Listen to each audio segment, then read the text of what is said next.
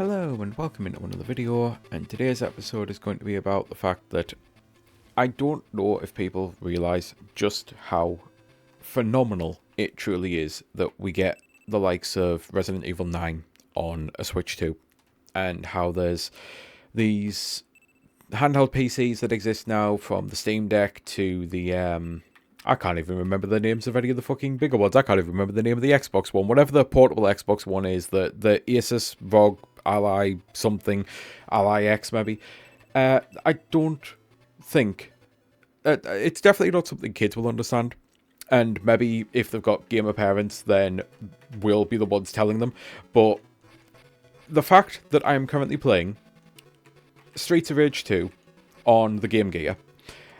obviously I'm not playing an actual Game Gear or anything. I've got it hooked up so that I can actually, broadcast the footage to you. So I'm not looking at I can't even remember the size of the actual screen on a Game Gear, like a 2-inch Game Gear screen or something like that. But this was Streets of Rage 2 on the Game Gear. As you can see, if you've ever actually seen Streets of Rage 2, it doesn't look like this. This is the most weird looking thing I've ever seen. It's almost like we have Streets of Rage 2 at home, which was kind of the point. It was kind of the point of making these little handheld things, except in reverse. You wanted to be able to take Streets of Rage with you. And yeah, it's kind of Streets of Rage. It's got a lot of familiar looking backgrounds and sprites, and the music is kind of similar, but it's nowhere near the quality. But everything about it is just slightly off. Even the fact that Skate is called Sammy in this one, which is that actual canon? Is he named Sammy Hunter? Because I know Adam Hunter's his brother. I know Cherry Hunter is his niece. Is Sammy Hunter the actual name of Skate? But whatever. That's just something that I learned apparently turning this on for the first time. But yeah, this is Streets of Rage 2, but not. I can do special moves without losing any health. Knives never seem to run out, ever, and I don't appear to be able to throw the knives at all, which you used to be able to throw knives, so I guess I'm now just locked into this forever, and it's stopping me from being able to do things, so that's weird. I don't get any actual health bars for the enemy. I don't get any names, just... there's not even a character. Max is completely missing. There's only 3 characters to choose from with this game. Sammy, Blaze, and Axel. And this would have been God tier as a kid. If I'd had this as a child, I would have been over the freaking moon, because this is weirdly as close to Streets of Rage as you can actually get.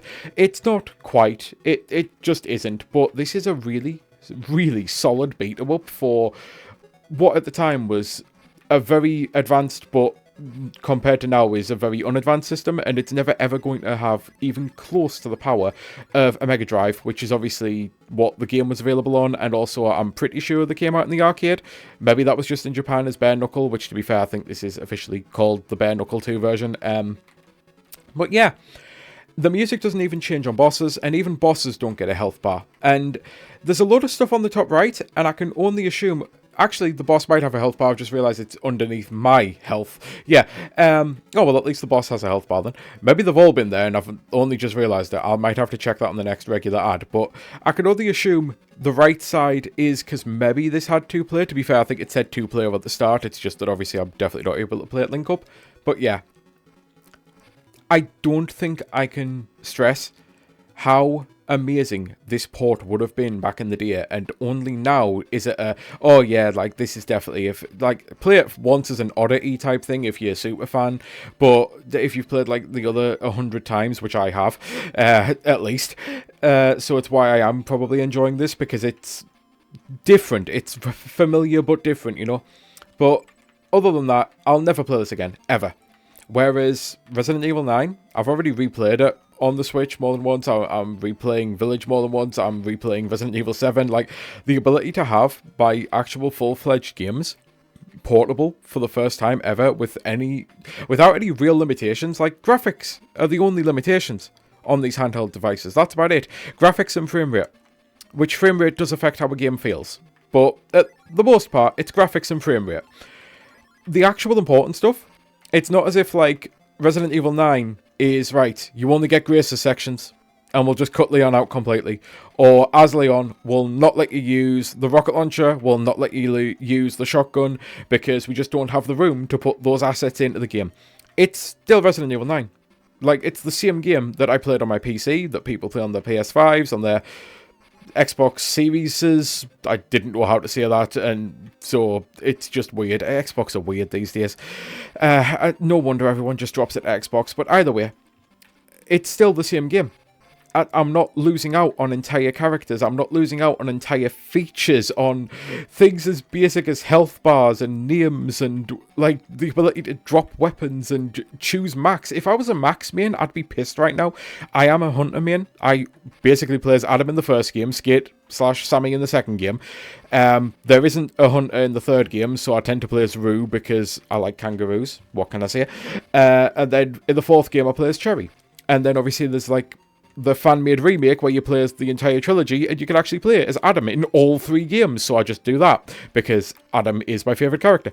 But if I was a Max main, I'd be so pissed right now that Max is the one character that didn't fucking make it, because Max actually makes more sense than Skate to be included, because Max is like the heavy, like Adam was, and Skate is incredibly light and agile, and more agile than fucking Blaze. You know, it's weird that Max is the one who was cut out, and hell, maybe you just have to unlock him, but that menu screen looked pretty crowded with 3 portraits, so I don't think a 4th one's going to exist.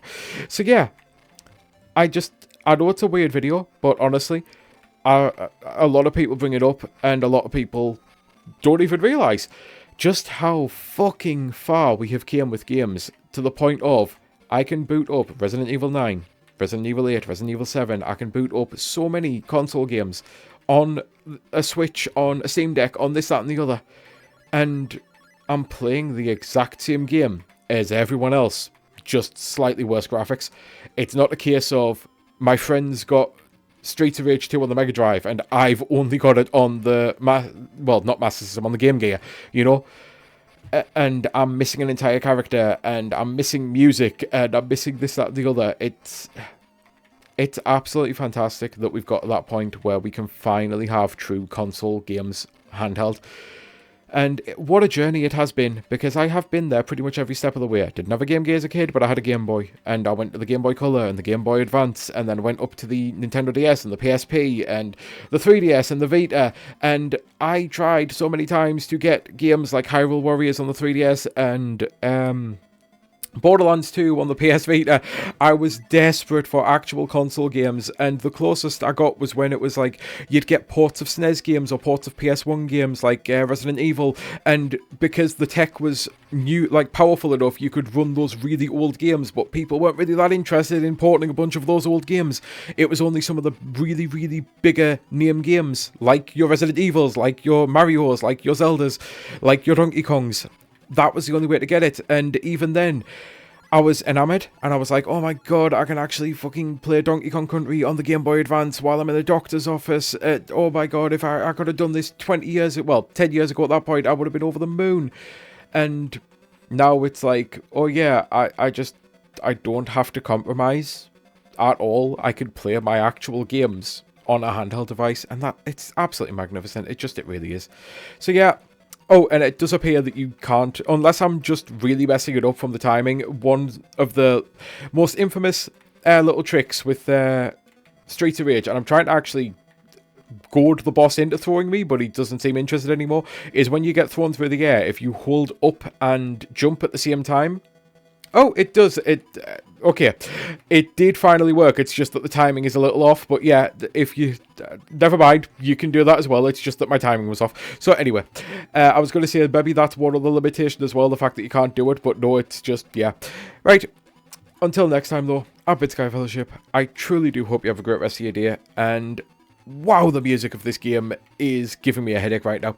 So until next time, bye.